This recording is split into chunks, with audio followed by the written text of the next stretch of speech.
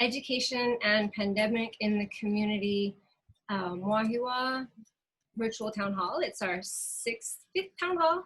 And I want to welcome everybody. Thank you for joining us. And this is streaming on Facebook Live so that if you have questions, you can post them.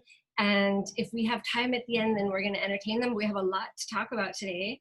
I'm really honored to be joined by an esteemed group of educators and educational leaders. On the phone, we have Kaz Robert Davis. So he's a complex area superintendent for Lelehua, Mililani, and Waialua.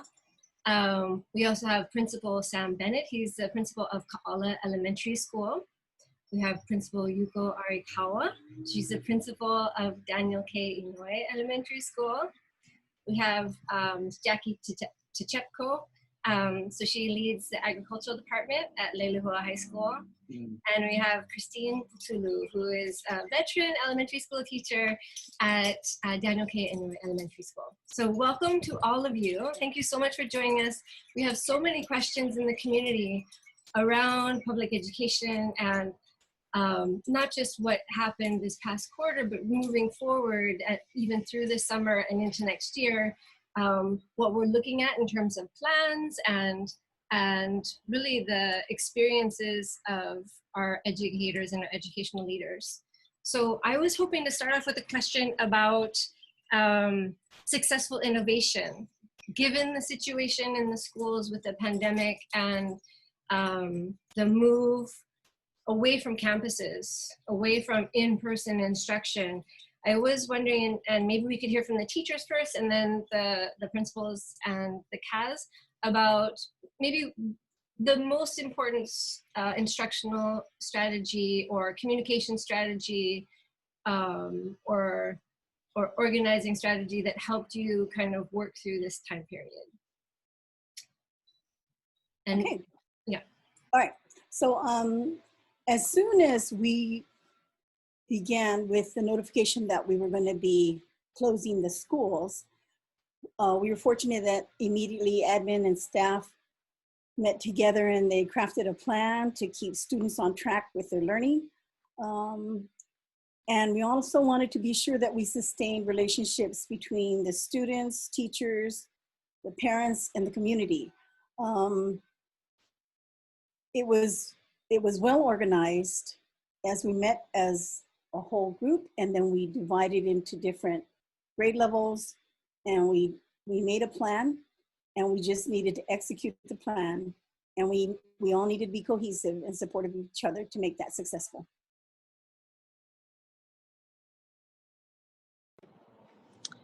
As for me, up at Lelehua, it was a little difficult. Being natural resources, it's an elective course. So it was only enrichment. We couldn't do any new content. So it was everything that I've taught between quarters 1 to 3. So I gave them a 24 block choice board that they could complete throughout the weeks, send it to me, give them grades. I noticed that it wasn't as challenging for them. So what I did was I made weekly videos. They loved it. Once I did weekly videos of me being on the farm, doing daily tasks that they would have been doing as if they were at school, 100% communication from the students. They would respond back to my questions, telling me what I would need to get done, how I can complete the task. Just seeing them, being able to see me on the farm doing the work that still needed to get done, really motivated my students to participate in the work. So I noticed that once I started doing those videos, and I did about 16 videos throughout the time, 100% communication from all students. I love that. I think that that was one thing that was a challenge for a lot of teachers is once the students were disconnected from the site, then they kind of fell away from the whole experience. So that's a good way to keep them hooked. And I think too, Christine, what you're talking about in terms of having a coherent plan with the whole faculty, that's super powerful and important. Maybe Principal Arikawa, if you can talk a little bit about how that came about. So this school year, we had an overarching question, and our overarching question was, how are we and our work connected? And so we really just built upon that foundational block in terms of ensuring that I was connected to our faculty, every subsect of our staff, our community, and all the way out to our kids. And so we just made sure that we were constantly connected. And I think in terms of the greatest strategy, it was just communication. So whether it was frequent communication in our weekly bulletin, which included updates from the department, from the state, from the U.S. Army Garrison, from our school. And I decided to send out a weekly letter to our families through our email blast. So I sent out weekly letters, and when it was really important, then they got to hear my voice versus a weekly email. And then for the people who were very difficult to contact, then after teachers tried a little bit, then I decided to call, and then if that didn't help, then connect with our social workers and our Army Garrison. So it was just really connecting, and we connected every single week. So people had a standing block of time, and we checked in with every single row group, from educational assistants, custodial staff, office staff, cafeteria staff. And so just making sure that everybody knew that I was aware of all the work that they were doing. And then we always asked, what other help, how can I help you do your work? And then in the midst of all of that, you know, jumping in to do the fun things, like jumping in on different activities, whether it was like the online PE or different kinds of flip grids or seesaw activities that people were doing, so we could be more a part of like what was happening on campus. Okay, so for the non-educator audience, can you talk a little bit about flip grids or a seesaw? I would just say that these are, I guess, educational engagement tools where you can give and receive content, and a lot of it can be like short snippets of videos where you can upload things. Perfect. Just plug into that. Those are tools that you can use to make interactive lessons. You can also make them engaging, because your response can be, although it's across, you know, from computer to computer, both sides are interacting. Nice. I don't know enough about those. Okay, and Principal Bennett. Yes, a strategy. You know, I have to definitely agree with what Yuko was saying about communication, because it's so important at this time. You know, and we switched over to distance learning, and we didn't necessarily have contact with kids. So our number one was establishing that contact with the students, and it wasn't always easy. You know, of course, we tried by phone first, email, and luckily we did serve meals here at Kaala, and that was one avenue that helped us. You know, a lot of the parents would come through, the families would come through, and we're able to contact families that way. But another strategy we used was home visits. Of course, we practiced safety measures, but we would do home visits if we weren't able to contact them, and they really appreciated that step, because, you know, it's something important. Our families, a lot of them have challenges, and they would be, you know, sometimes they travel and they go to different places to be with family, but it was important. You know, that was one of our that was something that was really important, for a priority for CAS, was that we get in contact with everyone. So going out, reaching out to the public was really important to us. And then joining teachers, you know, as they did hangouts and meets with the students. A big part of it was the communication. Of course, it's important to have the learning going on, but the first and most important thing that they did was reach out and see how the kids are doing. You know, that was most important. Once that was established, the kids are doing well. You know, we got to hear from the kids, the student voice, and how they're doing. Then the learning occurred. I feel like we kind of already addressed, when we're talking about strategies, I think we also addressed my next question, which was about challenges. So I'm going to move on to the Lelehua Subcomplex Plan to resource the rich summer school experiences for summer school. And I was hoping that Kaz Davis could talk a little bit about this. I don't know if you can hear me. I can hear you. Yeah, I can hear. Okay. So could you talk a little bit about your plan to use CARES Act funding to support students into summer? Sure. It's actually, we're very fortunate that we had the opportunity to get this funding. And I'll also add that we're very fortunate that our state level folks responded quickly by giving us the information that we were going to have this funding source so we could dole it out to our principals. So they at least had some time to do some planning. I'll tell you that the turnaround was tremendously quick, and I'm sure Sam and Yuko can attest to that. But knowing that the funding was coming, our state officers did not wait until the money had arrived before they asked us to plan. And I think that really made a tremendous difference because our principals had basically a little over a week to put together some sort of plan for educating students without knowing whether or not they were going to have the funding to do so. Mm. So let me just kind of explain what this entailed. Our principals had to identify vulnerable students, had to assess their levels and their grade bands, and then had to hypothesize what the personnel would be if they were given a chance to go face-to-face and or go distance learning, and then come up with the supplies and materials that was needed. So all of our principals were able to do that, and we're able to submit a pretty comprehensive plan, knowing full well that the parameters had not been set yet. But luckily, our principals were well organized, and within our 20 schools, we're able to get a considerable amount of funds. And so once our principals were given the green light, they coordinated their staff. And I can tell you that all 10 schools in the Lelehua complex are going to be running some kind of summer program. And some of our schools are running multiple programs. So some are going to have summer school, which is a credit recovery type of program. Simultaneously, they're going to be running a summer hub, which is a 4-week program to help with one of the core areas, language arts, math, social studies, and science.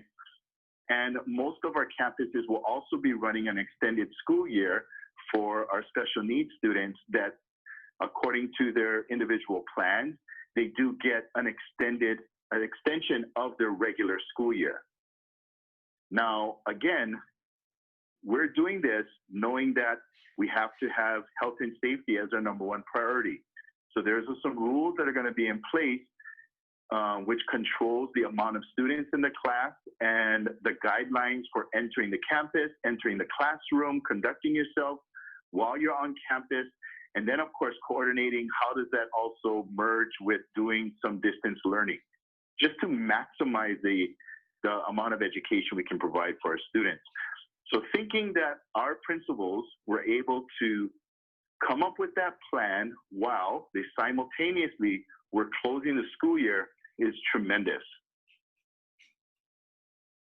Can you, Principal Bennett, can you talk a little bit about what that plan is going to look like at your school? Oh, certainly. First off, we got to thank Kaz Davis. He talks about opportunities, but I think it was their forward thinking and fast thinking that got us the funding at the timeliness that it occurred, because I'm sure we put in quickly for the CARES Act, and that definitely helped us at LMW. But in terms of the plan put forth, Kaz Davis is correct that health and safety is coming first, and the messaging to the public is so important. They need to know that what we're going to have in place here for their children and for our employees as well. It's not separate. It's all of us together as a school community, and what's going to keep us safe together. So messaging to them as soon as they step on campus, they're going to know what the expectations are. First rule is that they have to follow the guidelines. And we're lucky there's a lot that's been shared, communicated to us from Kaz Davis in the office as to what the specific expectations are. because there's so much involved. And when we talk about CDC and CDC guidelines, there's so much involved, and you can get muddled. But we had to work through that together to get a consistent message out as to what they can expect on campus, when they come into the office, and also when their students go into the classroom, what can be expected. There's some specific guidelines that we're given, and that's what we're going to be following for our student safety and faculty and staff safety as well. Thank you. Mr. Arakawa, can you talk about your school's plan? And I'm curious about whether you're going to be implementing all 3 levels that Kaz Davis talked about, or like what your focus will be. So our summer hub is going to be designed specifically for the students that are selected. And so we did look at, so we were looking at vulnerable students. It could be either because they were not achieving academically at the end of 3rd quarter. It could also be students who were not achieving academically at the end of 3rd quarter, and we had very limited interactions or maybe no interaction during closure. And there's another set where they could have been struggling academically and they could have been engaged during school closure and still show that they're struggling. So the first thing that we did is identify those different types of students. And what we're going to be working on this week is putting the offer out to the families and seeing who wants to participate. Once we figure that out, then we can design the program specifically for the student. And like I had kind of said before, if a child used an online program during the school year and they still did not achieve academically enough, to be on grade level, and let's say they continue to utilize it throughout school closure, it doesn't make sense to bring them back to continue to use the same methodology. We have to change it because we can do something different for them. And likewise, there could be children who could not interact because of maybe technology challenges or what have you. Then we create a different program for them. And then we also know that we have some children whose parents are essential workers that were at care facilities that have already expressed that they were not going to focus on academics at that time. And so those children need a different kind of opportunity. So what we needed to see first is who is willing to engage in this with us, and then we can design the programming for them based on what's going to be best for those students. Yeah, and I think at the elementary schools you face a really particular kind of challenge, because it's just really hard for me to imagine 2nd and 3rd graders not touching each other. I don't know how that happens. I think that's going to be, I wish you really good luck, because I think that's going to be really hard. And I just want to clarify with Kaz Davis that because I don't think our audience will necessarily understand the reference to funding and what it actually concretely did for the schools. And so what I am hearing you say is that it provided for staffing of these programs, it provided for maybe equipment, maybe devices, maybe hotspots. Can you provide just a little bit of clarification on that? Sure. So personnel obviously is going to be the largest cost.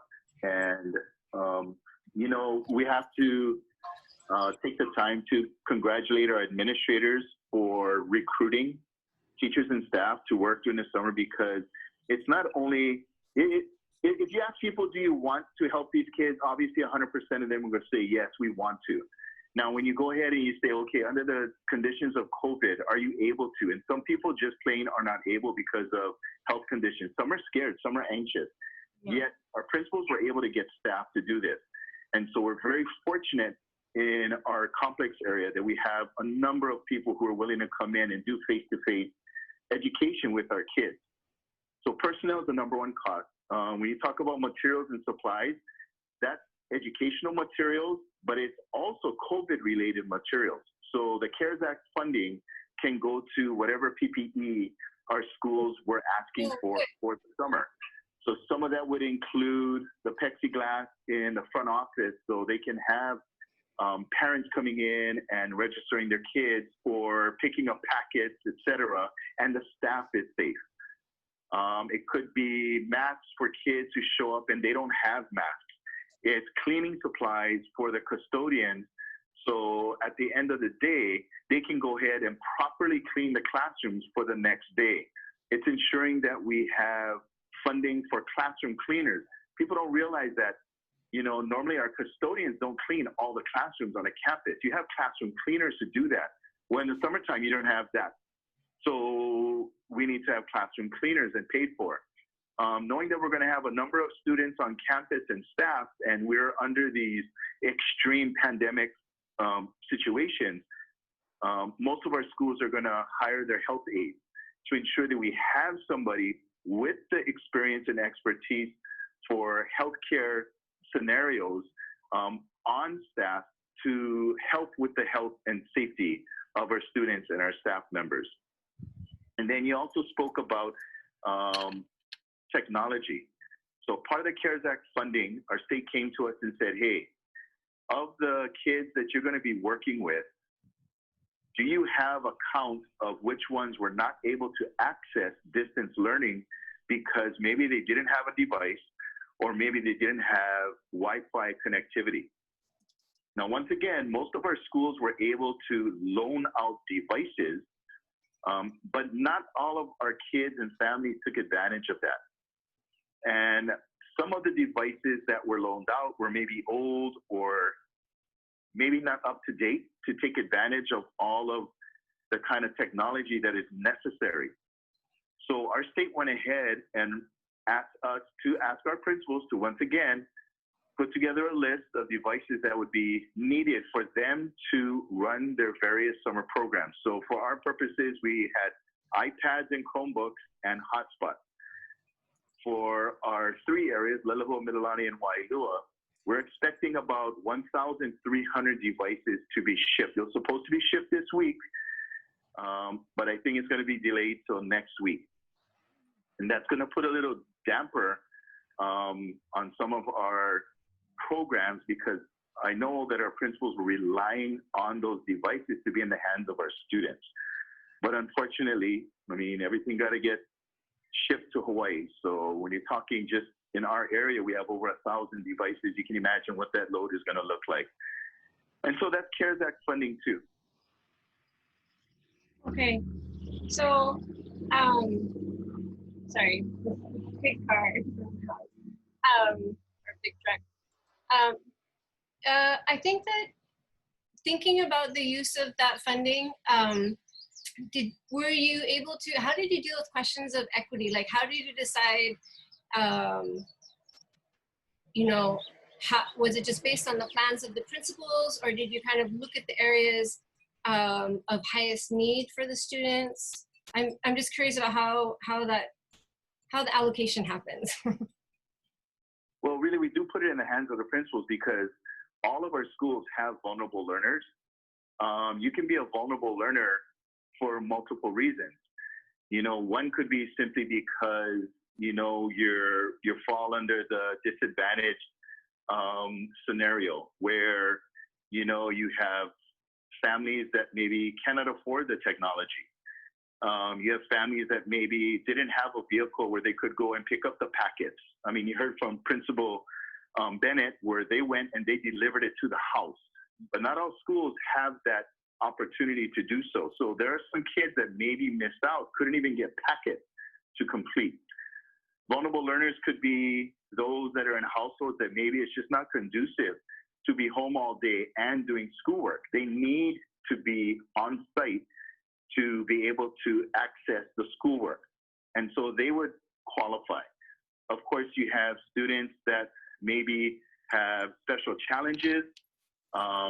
They don't qualify for extended school year, but to access the schoolwork, they do need a little extra TLC. And so we really do want to have them on campus with face-to-face instruction because they need that contact with the educator in order to be successful. And so we did leave it in the hands of the principals. They have their leadership teams that they work with. Yeah. Fortunately, we also have some formative kinds of programs that are able to diagnose students, and you can gather information from that. You gather the information from the individual teachers, and you put it all together in a package, and you contact the homes.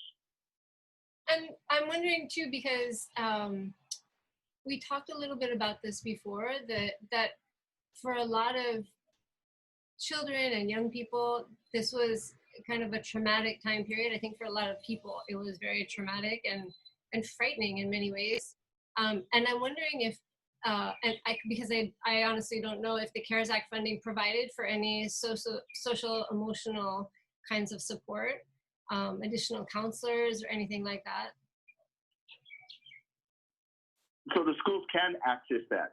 You know, it's similar to that of a teacher. You know, if they find that they're going to need some personnel to help with the social emotional side of students so they have a better chance to be successful during this summer programming, that's something that can be added to their personnel for summer.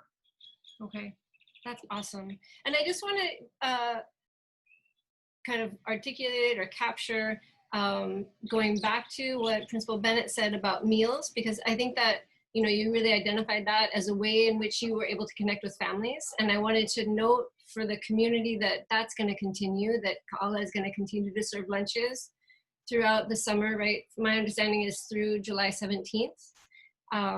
So just so everybody knows and they can access that resource.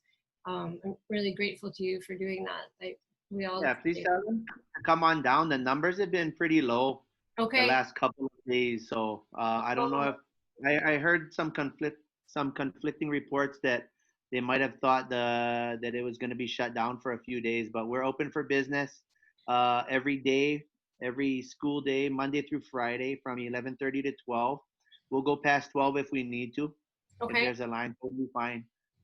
But please come on down to Ka'ala, because, and I know the other principals have been advertising as well, but right. Yeah, if you guys help us get the word out for sure. Yeah. We're ready to go. And I love that, like I saw throughout that time period, the last quarter, I saw different administrators kind of jumping in to help at the schools that we're serving, and staff too. I thought that was great. So that was really appreciated.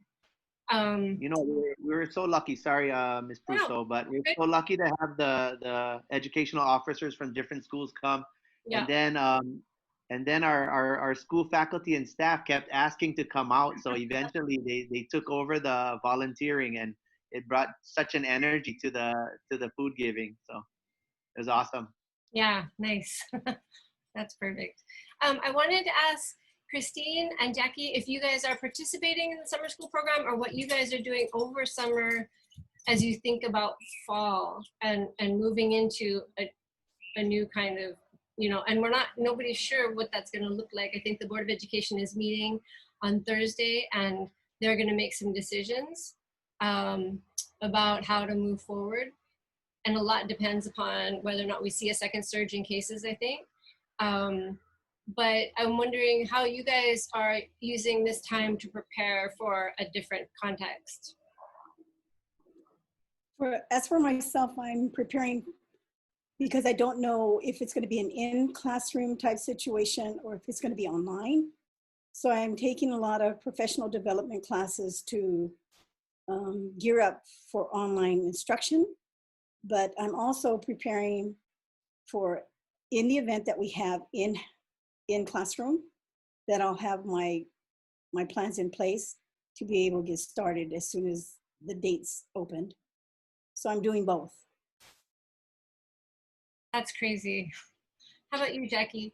Myself as well, I am doing online classes to prepare for Google Classroom, anything online. It's very difficult to teach for resources online.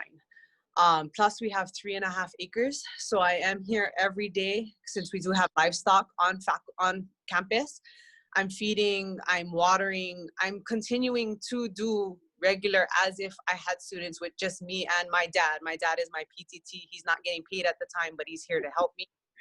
Me and him are running the farm as if we had students. So we planted our cover crop during fourth quarter since we had no students to get ready for full force gardening.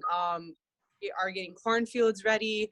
If we are still not having classes, I still want to be able to provide fresh produce to our community. I've always provided it throughout the years.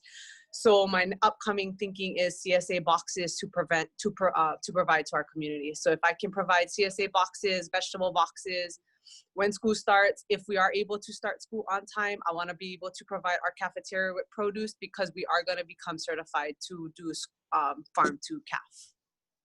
I love that. And it seems to me that your subject area would be one that would probably be one of the most amenable to coming back on site, because it seems like there's a lot of social distancing that can happen. There's a lot of space. And I don't know how big your class sizes are, but yeah, my schedule, we did get our rosters. It's at about 30 per class. oh wow. I have 3.5 acres, and I do dual teach. So I teach 2 classes in one period. So I am able to separate hydroponically growing as well as traditional farming, Korean natural farming, animal husbandry. So running around, but it has been done. My students enjoy it. I really hope I can teach face-to-face rather than through technology, because the type of students I have do really well hands-on rather than book work or computer work. Yeah, I hear that. Okay, I want to make sure that we have time for all of the conversation, but so I wanted to ask Kaz Davis, and I know I'm not asking for an authoritative or definitive statement about what's going to happen in the fall, because I know that you can't answer in that way, but what are you thinking about in terms of the possibilities? Well, I think, it's already been stated that, there's obviously going to be a plan A, plan B, and maybe even a plan C that our schools are going to have to work on. And they are working on it. Mm. I'll be honest that advantage, disadvantage, I don't know how you want to say it, but we have one multi-track school in our area. And that multi-track school normally starts July 8th. That's right around the corner. And so we've had to accelerate our planning to figure out how we are going to address the start of their school year. When are we going to have it? What agreements have to be put in place? Because these ramifications go pretty far and deep that most people don't understand. There are union implications, there are payroll implications, etc. So luckily, like I said, or unluckily, we have to accelerate our decision making because we do have a multi-track school in our area. But what it does do is it helps us come to some understandings of what this may look like and how we can plan for it. And so you're correct. I don't have a definitive answer because this is an evolving situation. We do have to act dependent upon the Department of Health and our governor and mayor. And so they would supersede whatever decision making we do with health and safety regarding congregating large groups and things of that nature. But we will be prepared for face-to-face. I will tell you, we will be prepared to have a hybrid of sorts, whether there are some face-to-face and some distance learning. And if the need be, we will be prepared to go 100% distance learning. And I got to tell you that, there are some assumptions that we as a society have to understand. And a school is no different for this. And number one, until there's a vaccine, there will be COVID in our area. We all know this. We all know that until there's a vaccine, and because there is going to be COVID in our area, it is likely that every business and government entity at some point in the coming year is going to have cases. And because we know at some point, every organization, a school is no different, is going to have cases, we have to be prepared. And this is something that we are preparing for. We don't know what rules the Department of Health will put into place, but should somebody on a school campus, whether it is a student or an adult staff member, test positive and was on a school campus, we will follow all directions from the Department of Health, which may include closing the school for a number of days, which may include coming in for professional cleaning, which may include going to distance learning, say, for a few days to a week or whatever comes our way from the Department of Health. And that's why I say, until there's a vaccine, we have to be prepared for doing distance learning, whether or not it's 100% partial day or not at all, unless there's a case. Okay, that makes sense. And I imagine that, you know, the decisions that the Board of Education makes too are going to guide or constrain what each complex can do. So. And, you know, if I can add something. Sure. You know, my hope is that people also understand that there is going to be variation from school to school, because not all schools are created equal. We have some school campuses where their student population is close to capacity or over capacity. We have some school campuses that have maybe a couple extra classrooms and they can spread out. We have some school campuses that are older and their classroom space is smaller.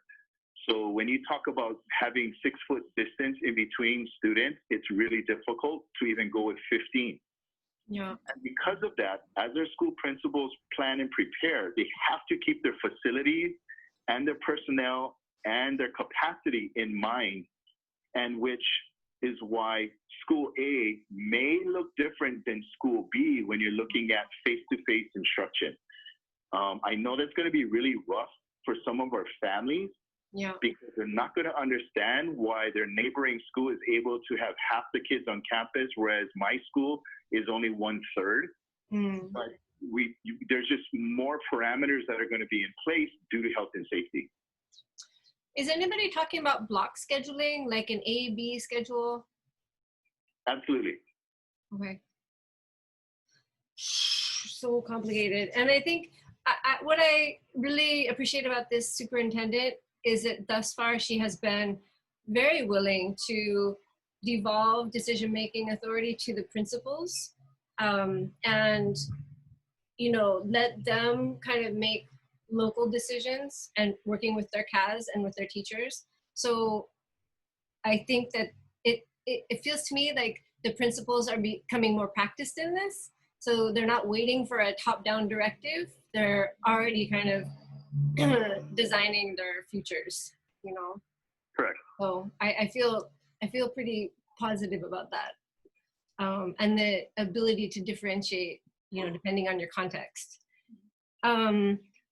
What I also want to talk about, and this is a question primarily for Jackie, but for anybody, there's been a lot of discussion around the need to shift away from tourism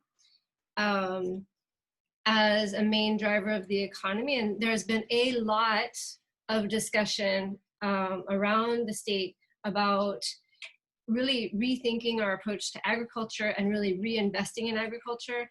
And as from my perspective, you are the expert in the community about our ag educational pipeline.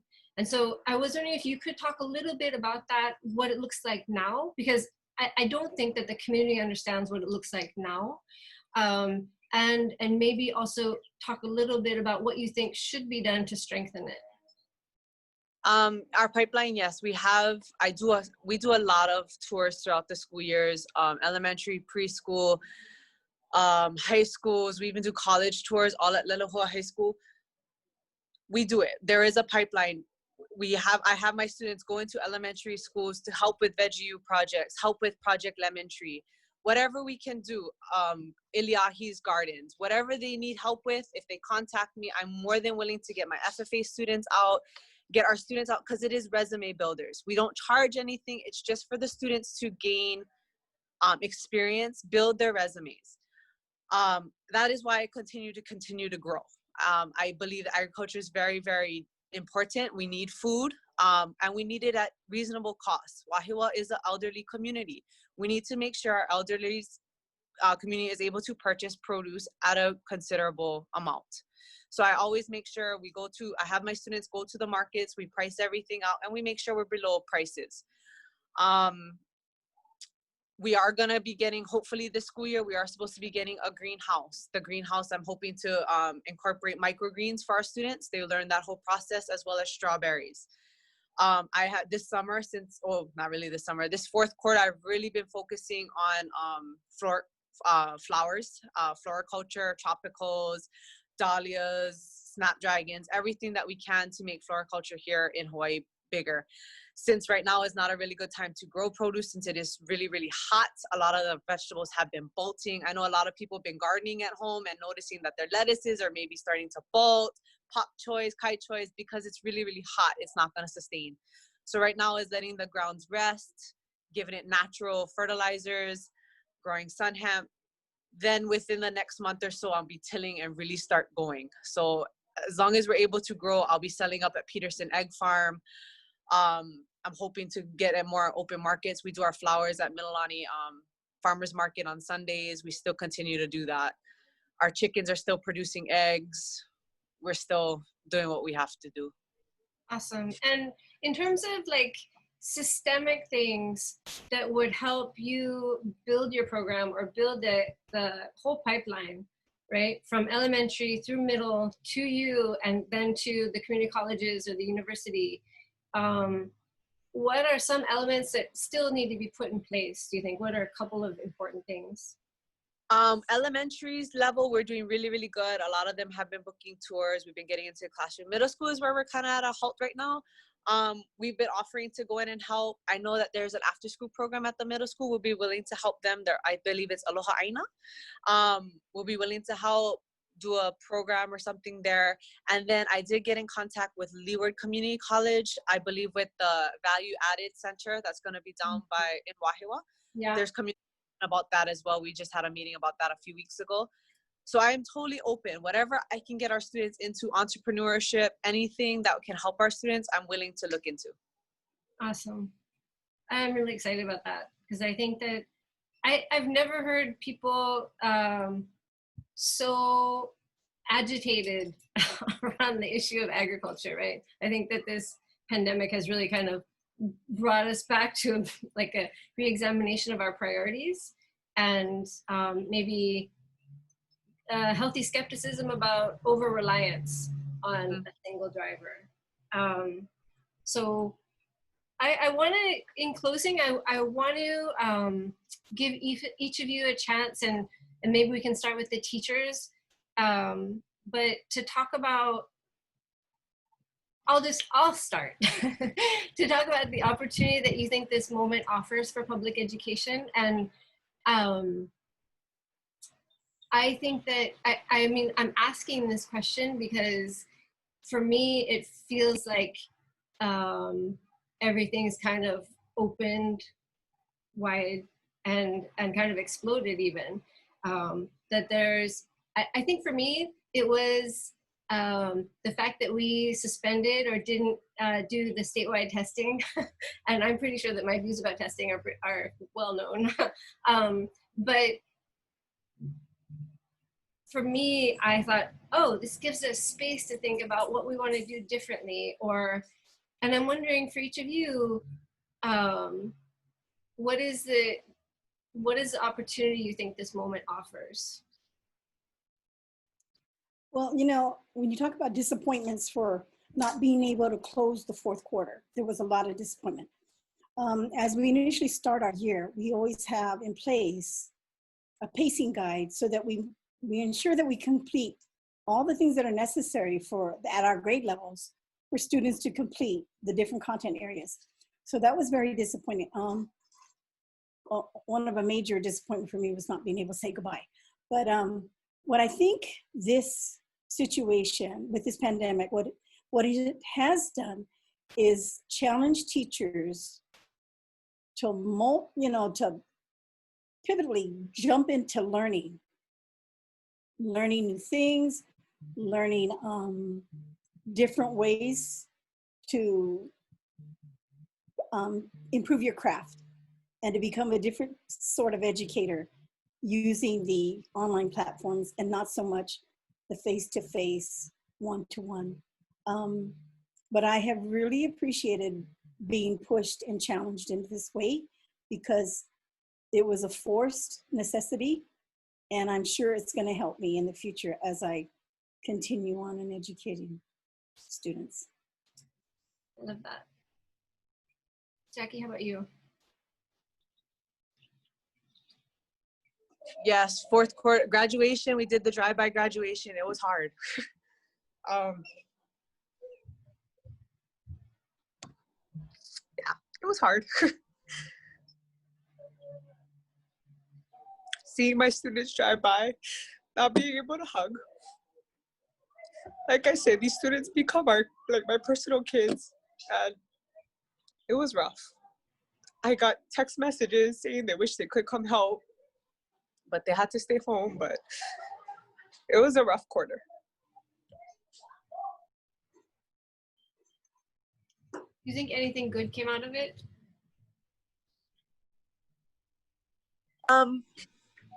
I learned more about distance learning. that I learned about distance learning. I learned how I can teach students still without actually being in person, but there's nothing like being one-on-one. Principal Arakawa, what do you think? What do you think that was positive that came out of this, or an opportunity that came out of this? Well, actually, I guess like one thing that I just kind of kept thinking about as we were moving through all of this is our school's vision is to explore, discover, create, and share. And it was a spectacular opportunity to do all of that, you know, and just trying to continue to say, so what could we do? Like, what is possible? What can we do over and over?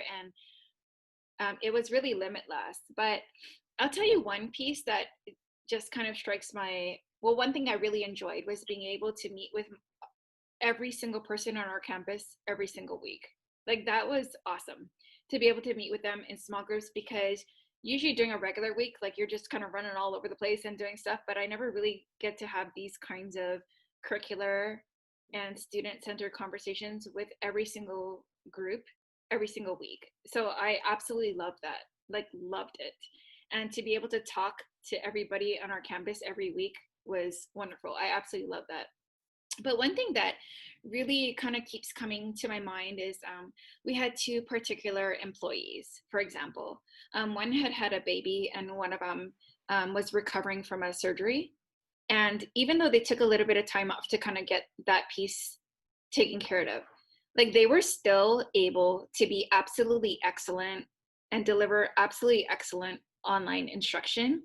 And they continued to meet face-to-face via like WebEx with their kids throughout the weeks. And it just kind of makes me think about, if we were in a traditional setting, they would have had to take sick leave for the whole rest of the whole fourth quarter, because physically they couldn't be present. But it really makes me think about, how do we utilize our personnel, and what could people in similar situations, how could they still offer this type of learning to students, even though maybe at some point they physically can't be able to? I don't know. It just kind of makes you think about that. And I don't really have an answer for that, but it's something that I every time I would see them every week, or in our leadership meetings every week, what a loss it would have been if we could not utilize them at all, because they're excellent teachers. And so I don't really know where that's going to go, or what piece that can come of it, but it was something that was exciting, that jogged my thinking, that I had never thought about before. I like that. That is interesting. Yeah. What about you, Principal Bennett? Yeah, I agree with Principal Arakawa. I mean, just the opportunities that were presented. I think the first one was the strengthening of our identity as a school culture. You know, just that care factor from it's not just teachers, it's faculty and staff. You know, we just had our fifth grade promotion last week Thursday, and almost everyone showed up. You know, it's fantastic to see everybody here cheering on the kids. We hadn't seen the kids in, you know, like Teacher Jackie was saying, you haven't seen the kids in a couple months. You see them drive by and you just start tearing up. It's you miss the kids, but it's teachers like Teacher Jackie that we have, and they abound, as faculty and staff, and they care so much. So I tell our school, I said, no matter what comes, we know we can rely on our culture and who we are. So, that's one of the opportunities we had. The second one was the growth mindset, provided by the faculty and staff, because and administration as well. I'm technically challenged, but I'm learning so much as we go along, just discussions about, how can we have lessons? How can we do lessons live with students at home? How can we have lessons recorded? I mean, just all these ideas popping out, because we have to get the learning going for the students. And now, kind of like you were saying, what are the opportunities there? Is there something, are there opportunities to do things a little different? So I think teachers are up to the challenge. We're all learners. So, I think a lot of neat ideas are going to be coming from this experience as well. I agree. I'm interested to see what they are. Cass Davis, what would you think is the most important opportunity or opening that comes from this experience? Well, echoing what's already been said, of course, the most important component, is how much our staff feels for our kids, and we know our kids love our schools. Absolutely, that's the number one thing, to know that our staffs are willing to do whatever it takes to provide for our students. Of course, like Principal Bennett said, it's the learning of technology. We'll all continue to learn. I mean, shucks, here I am. I can't even get on the doggone Zoom. And it's so frustrating. And I'm sure it's just a technical issue that I am not aware of. Well, I've done meetings every day, but this one I could not. But, one of the other components that I want to add is, the idea that we have the ability to innovate. And we've always had this ability, but the pandemic forced us to be innovative. And now I think we're able to see how limitless we can provide for our students. So when there's a course offering at one school and it's not at another school, and that is simply because the school A has somebody with some expertise, why does that then prevent somebody from school B to getting this exposure, especially if that's something that they want to participate in? Well, guess what? Now we know we can provide for students no matter where they are. Yeah. So I think what we've done through a forced effort is realize that our schooling can go far beyond the four walls of a school building. We have the opportunity now to harness our new learning and be able to ensure that we don't forget that we have this ability when the time comes and we can go back to business as usual with all the kids on our campus. Why not continue to have some distance learning if it is pertinent and practical and applicable, whether it's for staff, like Principal Arakawa said, or for students who thrive under that condition, or students that have to stay home for whatever reasons due to their family issues. Or we can provide for kids who live 1 mile down the street, but they're not bound to the constraints of the school in their area because maybe that school lacks some expertise. We can offer opportunities to all kids, no matter where they are. And truly, that's just being innovative and understanding that we can do school a different way. We've been talking about it for a long time now, but we've been forced to do it, and we should not forget the lessons that we learned as we move forward. And so I would just summarize that with continue to be innovative and not forget that we can continue to be innovative even when it comes time for students to return to our campuses. Yeah, I appreciate that. And I want to say as we wrap up, because I've taken you over time, that I am so appreciative of not just being here on the town hall and being willing to talk to the community about your work, but for the work itself. And I know that it's hard, and I know that this past quarter in particular has been extremely stressful for most. And I just want to say that I see you all, and I'm so grateful. And I think this is the only town hall at which I've cried. So thank you, Jackie. But I am so moved by what you guys are doing every day. So please reach out to me, reach out to my office, reach out to the community, and let us know how we can support you, because that's our job, you know. So I'm going to go ahead and sign off, and I want to thank all of you for joining the meeting. Mahalo. Have a great weekend. Thank you. Yeah, thank you so much. We'll Bye, help. Cass Davis. Thank you. Bye. Thank you. Thanks, Yuko.